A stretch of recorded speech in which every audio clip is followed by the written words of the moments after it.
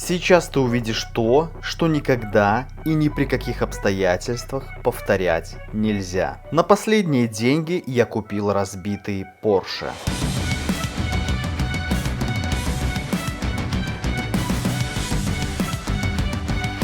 Страховая насчитала ремонт на 40 тысяч долларов, а я решил уложиться в 5, потому что собирался сделать все это своими руками. Но это оказалось началом большого кошмара.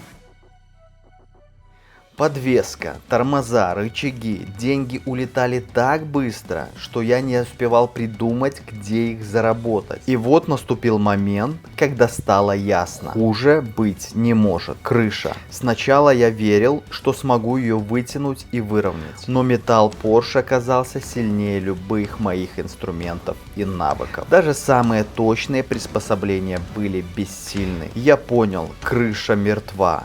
Ее придется срезать. Это решение стало переломным. Новый элемент обошелся так дорого, что мой бюджет рухнул окончательно. Но выбора не было. Дальше новые двери по цене крыла от самолета. Долги росли. Каждая деталь превращалась в испытание на прочность, мою и кошелька. Задние крылья пришлось восстанавливать буквально кровью и потом, потому что заменить их уже было невозможно. Денег на это не было. Этот Porsche прожирал все: деньги, силы, время. И вот настал решающий момент.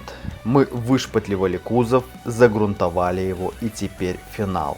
Самый ответственный момент, который решит, стоило ли это все того или нет. Покраска Porsche в пыльном обычном гараже. Что из этого выйдет, сейчас увидишь. Продолжаем делать Porsche, осталось его покрасить и собрать.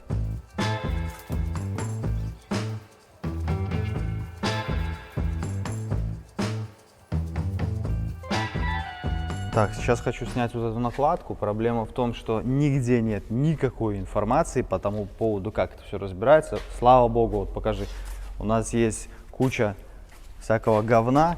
И на примере вот этого вот я посмотрел, что тут достаточно просто иметь грубую силу. Все это легко снимать. Блять, паскуда конченый. На, блядь. Но тоже хотел заметить, что там она снялась легко, а вот здесь вот я снимал, она снимается очень туго. Все только потому, что вот подгонка деталей просто изумительная. Просто вот это стояло настолько, там даже вот не подсунуть никакого ни лезвия, ничего. Приходилось, как говорится, принимать грубую силу. Но я уверен, что когда это будет обратно ставиться, она уже прям так идеально не станет. И поэтому делаем вывод, что если автомобиль новый, все у него хорошо. Если он разбирался и собирался, это уже, как говорится, паскуда конченый. На, так туго сидит, что просто охренеть. Что он его гнет как. О. Погнул. Ну, как я ее потом поставлю, чтобы она была идеально ровно? Да никак. А снять по-другому, ну, ты тоже никак не снимешь. Кто здесь? Любопытный ты наш. Не докормили тебя сегодня, да? Ты будешь нам целый день мешать. Будешь нам целый день мешать.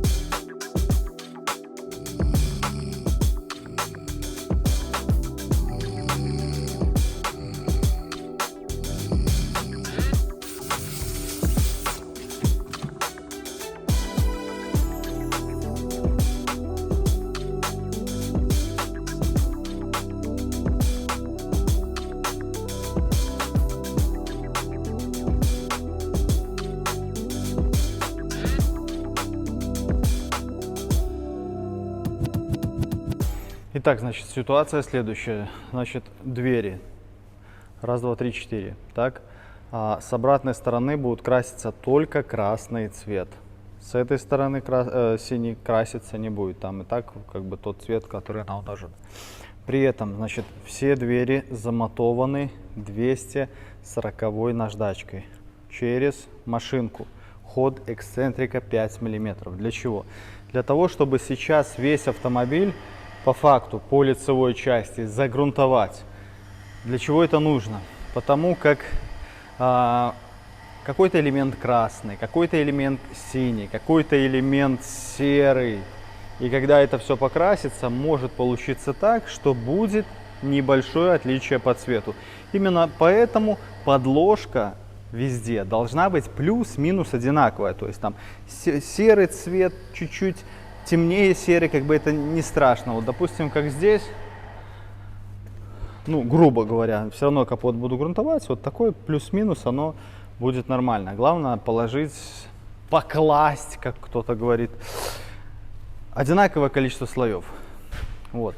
Поэтому сейчас мне нужно обклеиться и загрунтоваться. Как только мы это загрунтуемся, завтра я прихожу, переворачиваю все это вниз тормашками и прокрашиваю внутрянки. Здесь, соответственно, тоже. Но эту крышку я буду красить сразу и тут, и там. Поэтому как бы здесь коцок никаких нету. Цвет плюс-минус такой серенький. Оставляем так, как есть. И задняя крышка, в принципе, она стыкуется неплохо. И, как правило, там отличий по цвету никаких не будет. Как говорится, минимизируем себе кучу затрат. Вот. И завтра прокрашиваем внутрянку и будем заниматься, что-то делать уже по автомобилю. Еще хотел бы заметить такую вещь. Я как-то раньше красил автомобиль в большом цеху. И я обратил внимание, что чем дальше находятся стены, тем меньше пыли на автомобиле. При том, что люди, которые красят на улице, зачастую добиваются лучшего результата, чем те пацаны, которые красят в гараже. Потому что очень близко стены, очень близко предметы. На предметах пыль, когда ты начинаешь красить, порывами воздуха подрывает все со стен, и эта пыль ложится тебе, или как вам угодно будет, кладется вам на окрашенную поверхность. Вот, короче, ладно, приступаем к оклейке и к грунтованию. Все будет по порядку сейчас. Так, значит, для обклейки я буду использовать обычный скотч, ни в коем случае не изолента. Еще раз, ни в коем случае не используем скотч, который продается в строительных магазинах. Там есть нормальный скотч, но если вы в этом не шарите, то, ребята, лучше, как говорится, не рискуйте. Купите нормальный скотч там, где продают все материалы для лакокрасочных вещей для автомобилей, и будет вам счастье. Купите строительным, ну, отклеится в самый неподходящий момент. Не знаю, почему они так неответственно подходят к скотчу, эти ребята, которые осуществляют закупки в строительных магазинах, не понимаю. Причем, что ценник в строительных магазинах на скотч может быть в разы больше, чем там, где продается все для покраски автомобилей. Вот таким вот нехитрым образом к обратной стороне приклеиваем скотч. Делаем это мы специально для того, чтобы грунт не попал на внутреннюю часть элемента. Либо это будет большие проблемы. Потому как внутряночку я здесь буду просто красить без грунта. Он там не нужен. Лицевая часть, еще раз, грунтуется специально для того, чтобы попасть в тон. Это раз. Ну и во-вторых, тут есть уже очаги, которые просто шпаклевались.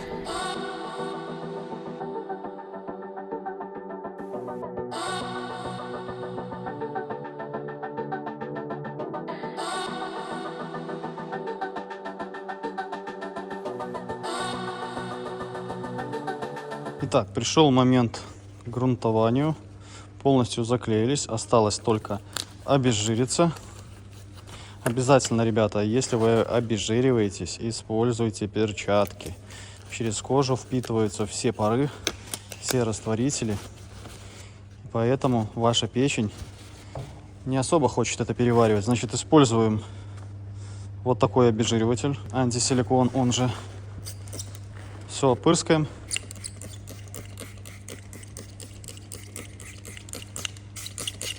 И протираем. Можно было бы, конечно, еще водно-спиртовым пройтись. Но водно-спиртовым нельзя пырскать на поверхность. Водно-спиртовым пырскают только на либо салфетку, либо на тряпочку. Потому что останутся разводы. Вот такие вот, видите, как остаются разводы сразу же. Только они у вас будут на базе. И вам будет хана. Через это я неоднократно проходил. Думал, что это такое, из-за чего это было. Оказывается, это было из-за водно-спиртовой обезжирки. Потому как ее просто нужно было наносить на бумажку либо тряпочку. Но ни в коем случае не на поверхности. Вот так вот этого делать не нужно было. Как делаю я сейчас. Вот. Если у вас водно-спиртовой, попырскали аккуратненько и протерли. А с антисиликоновой можно как угодно. И так, и сяк. А перед грунтованием уж тем более. Грунт все стерпит. Да, и, кстати, отдельная благодарность вот за такую обезжирку. Потому что неужели так сложно всем производителям это делать? Ну, потрясающе. Ну, попырскал. Не надо тебе заморачиваться. Я думаю, не так дорого этот пырскалка стоит. Кстати, вот такая пырскалка у меня еще есть. Она работает. Вот когда я бэху красил, у меня была такая же пырскалка. Она по сей день у меня еще живая, чтобы вы понимали, насколько живучий распылитель. Грунт мы будем использовать акриловый. Мокрый по мокрому. Ну, в идеале его, конечно, нанести, а потом поверху можно красить. Но я его буду использовать как просто акриловый грунт. Я его нанесу, выжду время, потом перетру и наверх буду красить. 3:1 по объему, 3:1 по весу. Мне надо где-то пол-литра. Наливаем где-то вот третью часть. Отлично. Всегда переворачиваю, он заполняет все пустоты, чтобы он потом не затвердел без вашего ведома. И смотрим разбавление. Разбавитель 20-30%.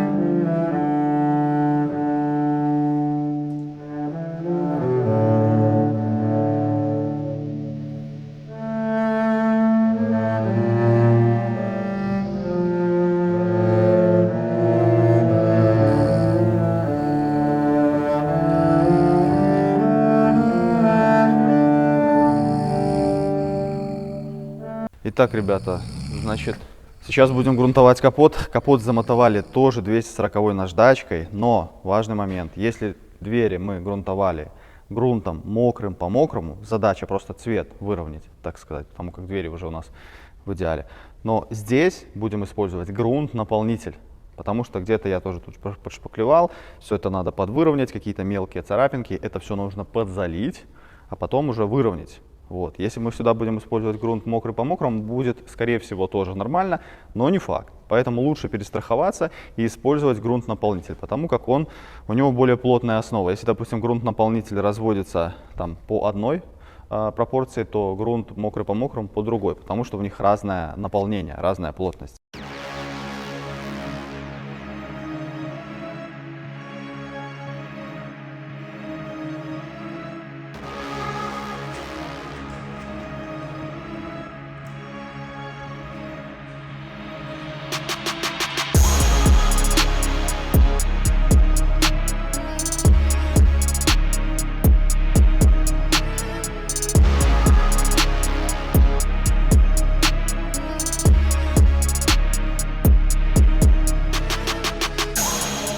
Так, ребят, еще раз, значит, грунт-наполнитель я буду использовать специально для того, чтобы выровнять поверхность. Где-то какие-то коцки заполнить, царапки, скольчики небольшие. Вот, поэтому я использую этот грунт. Этот грунт хорошо нам бы подошел, если бы мы красили мокрый по мокрому. Залил грунт, потом без перемотовки залил базу и лак. И для того, чтобы нам нанести было выровнять цвет. Поэтому здесь я буду использовать вот этот грунт. Вот этот пока отставляем в сторону. Поехали. Итак, ребята, обязательно все делаем в маске. Вот обратите внимание, какой он густой, грунт-наполнитель. Просто мега густой. Итак, ребята, давайте сейчас в комментариях определимся, сколько вы берете денег за покраску капота. Вот, к примеру, такого, как этот. Почему спрашиваю? Потому что только грунта сюда уйдет. На этот капот, ну, пол-литра галима. Вот пол-литра замешаю, на 2 слоя пол-литра и уйдет. Может, даже и больше нужно будет. Я уже молчу про базу, я уже молчу про лак. Просто кто-то берет за капот $150, кто-то берет за капот $400. Вот давайте в комментариях, сколько вы берете за покраску капота. Итак, давайте же определимся, как он смешивается. Смешивание 4 к 1 по объему. Следовательно, на 1 литр грунта 250 мл отвердителя. Ну, если где-то будет чуть больше, чуть меньше, ничего критичного не будет. Разбавитель 10%. Так и делаем. Итак, грунт наливаем всегда через ситечко, потому как мелкие частицы забьют вам все дренажные отверстия, и ваш пистолет перестанет наносить материал. Так, значит, наносим первый слой и даем ему просохнуть до полностью, как он замотовеет. И тогда можно наносить второй слой.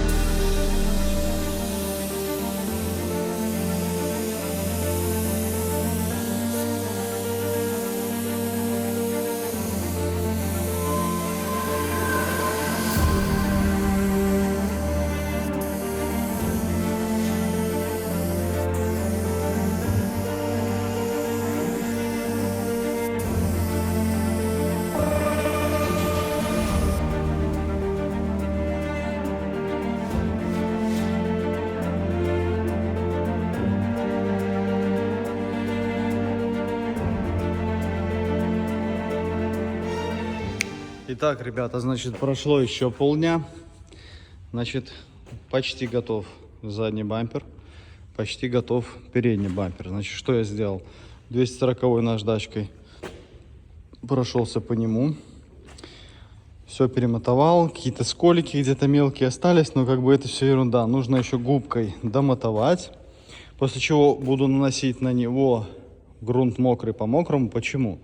Потому что форма сложная. Вот представьте, сейчас нанести на него грунт, нужно опять это перемотовать, каждую дырочку залезть. Это неудобно. Просто перемотовываешь его раз, наносишь грунт мокрый по мокрому, потом сразу же красишь. Все. С этим можно еще пободаться. Плоскость еще более-менее, но скорее всего здесь будет плюс-минус та же история. Грунт мокрый по мокрому, только сначала там, где я шпатлевал. Вот здесь вот я нанесу грунт-наполнитель. Перемотую и потом весь залью мокрый по мокрому и соответственно покрашу без лишних перемотовок, только там, где были проблемки, там я нанесу грунт наполнитель. Перед этим нанесу другой грунт, во всем по порядку.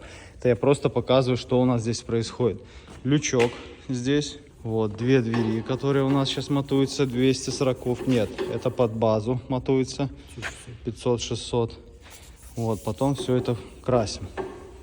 Вот, красить планирую за один раз. То есть все сразу подготовить, я в жизни так не красил. И вот мне реально интересно, сколько на это понадобится времени. И покрасить все за один день. Но мне кажется, часов 10, наверное, точно уйдет на это. Вот. Лачок, напоминаю, будет у нас вот такой. Фирма Аутоп. Лак акриловый, катана. Лачком мы запаслись прям очень хорошо. Вот это вот пятихаточка. И вот тут еще. Ну, короче, литров 6, наверное, там, а то, наверное, еще и больше. Вот. Так что, ребята, вот краска. Тоже нам аутоповские ребята любезно смешали и подобрали именно поршевский цвет. Синий, не абы какой. Вот, дальше. Перемотуем вот это вот все безобразие. Потому что здесь это тоже все будет заливаться. Здесь все это почистим. Но это, я думаю, сегодня-завтра мы подготовим. И через пару деньков будем красить. Потому как у нас ограниченное время. У нас максимум неделя осталась. Сегодня уже у нас вторник. То есть, ну, может быть, мы на выходных поработаем. Потому что на следующей неделе приходят нам машинки на обработку. И уже как бы времени не будет. И проблема в том, что и негде это все ставить. Это нужно быстро собрать. То есть открасили, хотя бы понавешивать и куда-то в угол поставить. Так, значит, обратите внимание, поверхность я обезжирил. Все тем же обезжиривателем. Дальше я беру вот такой грунт адгезионный для пластика. Потому что у нас много где проявился пластик.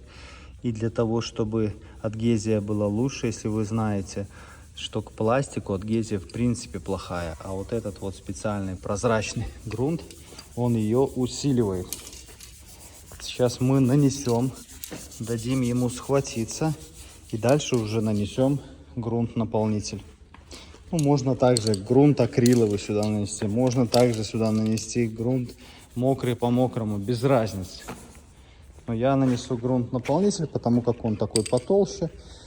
Даст мне определенную форму, потом я аккуратненько это подточу и получим то, что нам надо. И потом все это вскроем грунтом наполнителем и, соответственно, покрасим.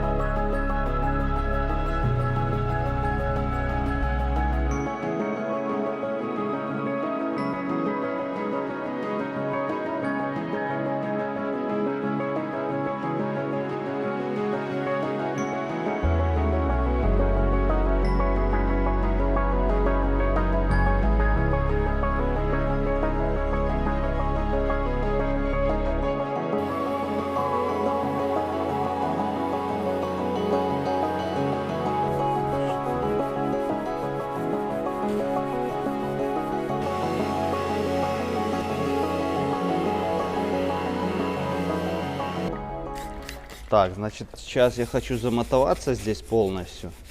Но перед этим, для того, чтобы не повредить наклейки, их нужно заклеить.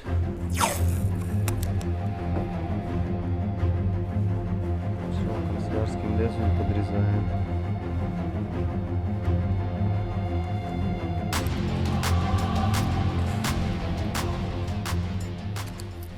Так, значит, сейчас нужно замотовать все такие, как сказать, неровные поверхности, то есть с машинкой это сделать просто не получится.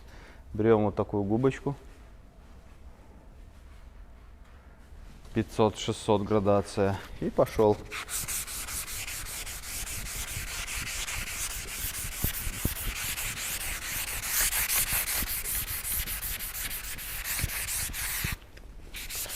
Кстати, грунт, это грунт-наполнитель аутоповский, очень легко трется. Ну вот пример, иди сюда, смотри, вот как я его тру, да, раз, два, три, то есть по факту все, он замотованный. А возьмем лакокрасочное покрытие, насколько тяжело трется.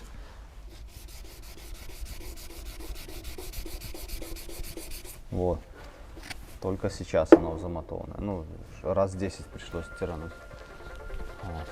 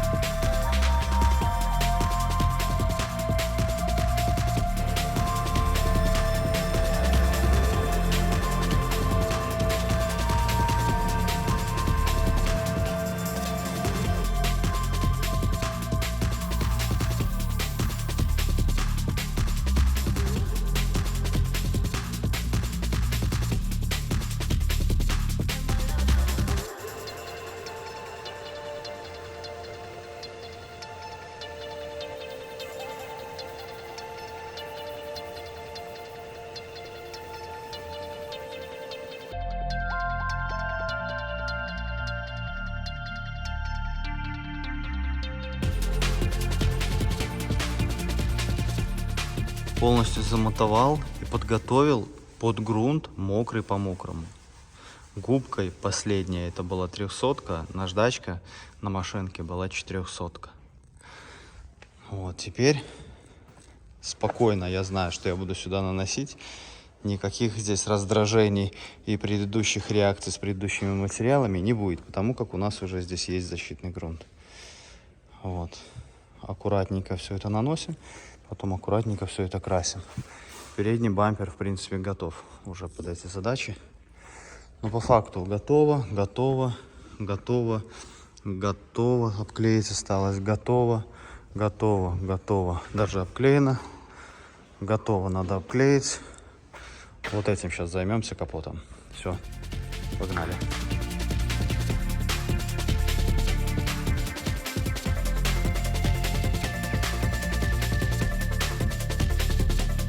Да, и кто-то может сказать: Антон, что ты тут лепунину лепишь? Вытащи стекло, разбери это все, сделай то, сделай все. Ребята, я еще раз говорю, если бы это была нормальная машина, какой-нибудь Жигуль, какая-нибудь старенькая Джетта, Гольфик там старенький там, это другой разговор. А это какой-то Порш, это, ну, нас вообще никоим образом не должно мотивировать для того, чтобы тут все это разбирать.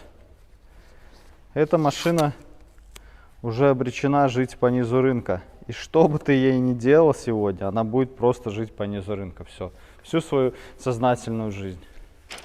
Поэтому какой смысл здесь выеживаться? Никакого. Важно такие моменты понимать, чтобы не перерасходовать свои ресурсы. Я помню, как-то ко мне подходит один мужичок, такой типа: Антон, подскажи, чем покрасить щитки на диски тормозные. Я говорю: да покупайте самую дешевую краску на, там, я не знаю, в строительном магазине и красите. Он такой: да. И полетел. Потом приезжает, я захожу к нему, смотрю, что он... Он меня зовет и говорит: Антон, слушай, а что-то краска не красит нифига. Я прихожу, а он взял базу, купил на рынке автомобильную краску. И этой базой пытается покрасить щитки, причем кисточкой. Я говорю: мужик, ну ты чё, она ж сумасшедших денег стоит. Зачем я же тебе сказал, едь в строительном магазине и сделай, как я говорю. Нет, он решил сделать как лучше, но это не всегда получается как лучше, понимаете? Нужно, как говорится, делать в нужный момент нужный шаг. Вот, к примеру, как плывет черепаха. Черепаха, когда плывет к берегу, она не плывет постоянно, не гребет. Когда течение в ту сторону, тогда она гребет. Когда течение в обратную сторону, она замирает. То же самое и вы. Нет смысла постоянно молотить. Молотить нужно в определенное время. То же самое и здесь. Какой смысл здесь разбирать, если вы там, это никаких результатов не даст. Аккуратно он заклеил, аккуратно он покрасил. И давай, до свидания, по низу рынка машинка. Дзынь. Вот так вот. Друзья, напоминаю еще раз, где мы брали этот цвет. Ребята из Полихим Воронеж Аутоп смешали специально для нас оригинальный цвет Porsche M5D. Я точно не уверен, что вы сможете купить именно этот цвет, но уверен в следующем, что у них есть Аутоп 24, где есть большой выбор всех разных цветов. Для своей тачки вы точно там найдете. На 8 самых популярных оттенков будет скидка до 20%. По вот этому промокоду ссылка будет в описании. Но опять же, когда вы покупаете краску в подборе, в баллоне, неважно, для того, чтобы попадали вы в ваш цвет, нужно красить правильно. А красить правильно как? Если, допустим, у вас проблема здесь с арочкой, нужно плавно раскидать краску и не подходить к границе следующего элемента. Если у вас элемент будет заклеен, и вы подойдете к границе, то цвет может отличаться. Поэтому вам нужно замотовать сразу два элемента и краску раскидать на второй плавным переходом. Либо вот так, либо еще как-нибудь, но это должно быть плавно. И тогда вы два элемента закрываете лаком, и отличия по цвету у вас не будет совершенно. Поэтому огромная просьба: не красьте никогда подобранную краску в стык.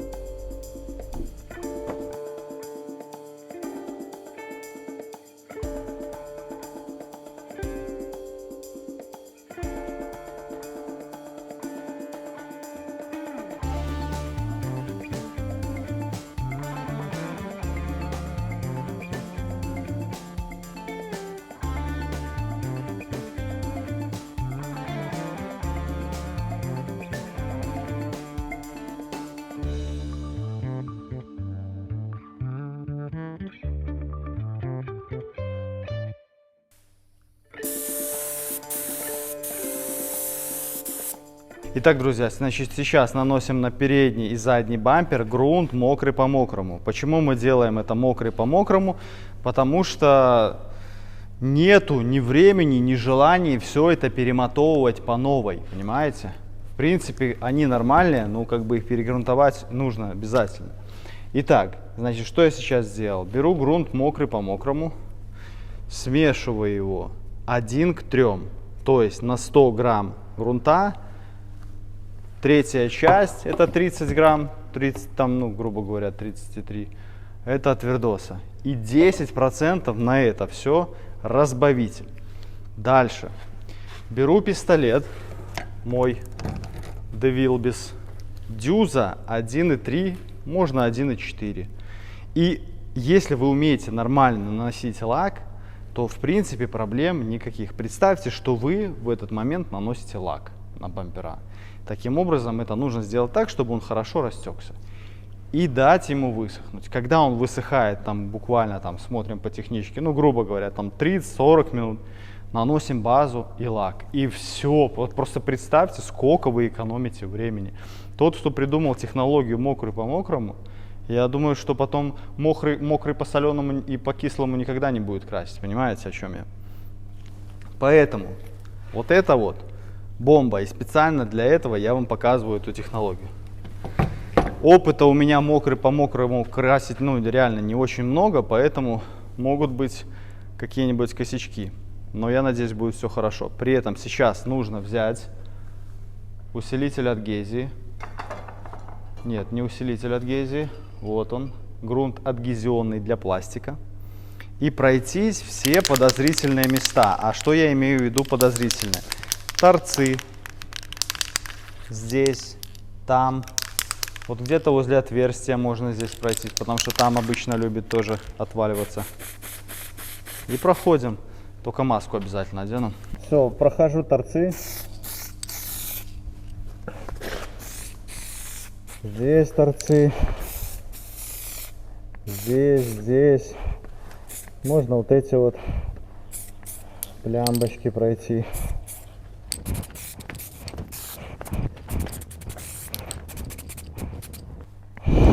То же самое и здесь. Опасные вот эти вот места, где тут любит отваливаться.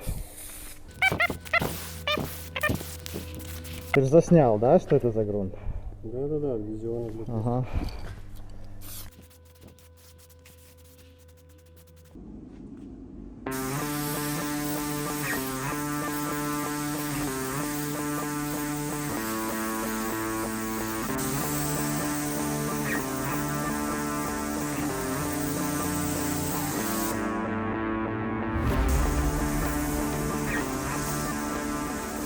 Так, и у нас петли. Петли у нас оцинкованные, вверх не оцинкованный, низ оцинкованный. Рекомендую оцинкованные вещи всегда через кислотник. Нанес кислотник, один хороший слой, 2-3 не надо, один хороший слой. Потом наверх акриловый грунт, там грунт-наполнитель или мокрый по мокрому, а потом уже красить. В принципе, вот сейчас я наношу этот грунт, потом мокрый по мокрому сюда нанесу, а потом уже будем красить все это.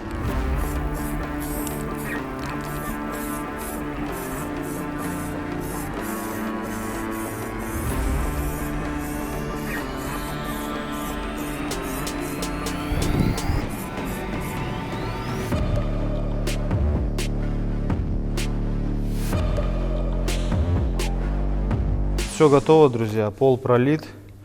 Сейчас проходим липкой салфеткой по всем элементам. Вот грунтовали то, что мы не трогаем, потому что здесь еще грунт, он такой живой. Дотронешь, и он как бы сдеформируется 100%. Поэтому, ну, понятное дело, что поверхности все обезжирены. Проходим только по лицевой части. Вовнутрь я никогда не лезу. Проемы так тоже проходим. Крышу. А внутрь двери туда, там ничего страшного. Если там что-то и будет, какой-то косячок такой, никто там смотреть ничего не будет. Вот. Так, капотейро. Ой, я прям слышу, он такой шершавый, слышишь? Это вот из-за того, что я сейчас грунтовал. И легкий напыл лег на капот. Потому что он максимально вертикальный, вот, то есть горизонтальный. Сильно прижимать не надо. О, видишь? Сразу.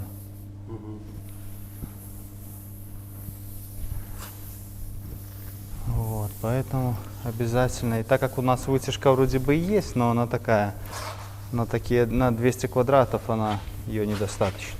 Загрунтовали, обезжирили, обеспылили. Краска Автоэмаль Аутоп специально для проекта восстановления Porsche от Антона Маляра. Вот такое вот, ребятушки, у нас дело. Специально для нас смешивали. За что им огромная благодарность. Сейчас вот тщательно только надо это вымешать, потому что баночка стояла. Я помню, у меня была история такая. Я, короче, купил 2 банки краски и красил тачку по кругу. И получилось так, что я не размешал хорошо и начал красить, и в итоге я крашу, и к другой стороне прихожу. С одной стороны была черная, а к другой стороне подхожу, она уже светло-серая. Понимаете? Я думаю, да что это такое? А вот просто не вымешал краску. Какой цвет? Вообще просто божество, на мой взгляд.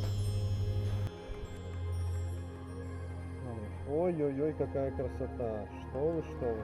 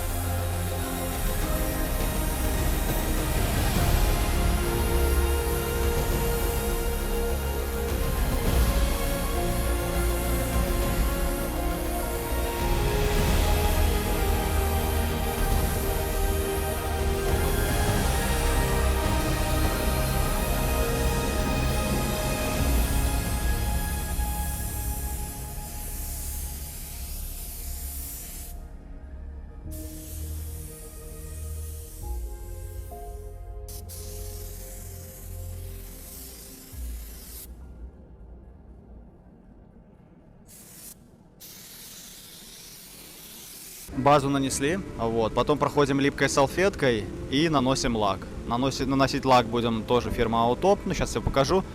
2 слоя. Что хотел сказать, что в принципе, ну как бы, конечно, тяжеловато, но нормально. Я думал, будет сложнее. Все-таки из-за того, что места много, вокруг деталей можно крутиться, смело бегать, прыгать. Единственный нюанс — это вот когда ты под деталь залазишь и под низом что-то подкрашиваешь. Ну, не особо удобно, потому что пистолет как бы начинает воздух хватать. Бывало как бы и похуже. В гараже посложнее, скажу точно. Несмотря на то, что здесь много элементов, потиху делаешь, как бы нормально. Вот. Но единственное, что сейчас начнем лаком молотить. И вот мне интересно, как задымится все помещение. Вот будет что-то видно, не будет. Что база еще как бы полбеды. Ну ладно, сейчас все посмотрим.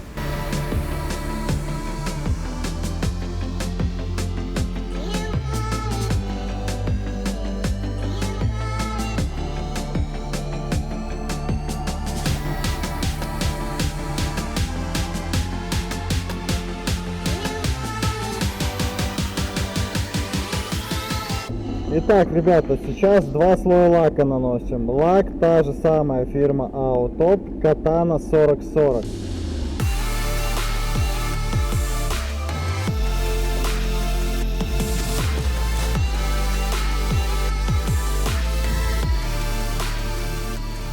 теперь что важно, короче, 1400 миллилитров. 10% разбавителя. Это 140 миллилитров еще нам надо. 1400 плюс 140 получается 1540. Ой, борщанул даже. Ничего страшного. Ну ничего страшного.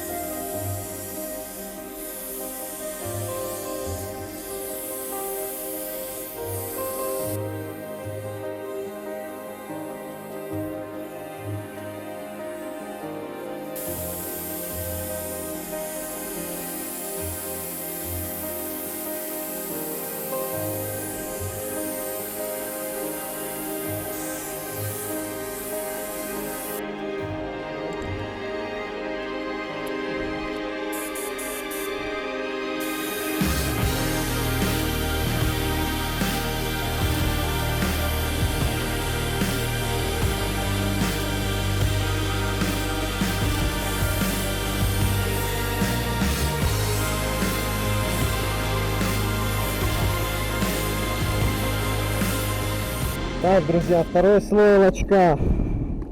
Бриллиантовый блеск 4080. Ауто премиум качество, господа, премиум.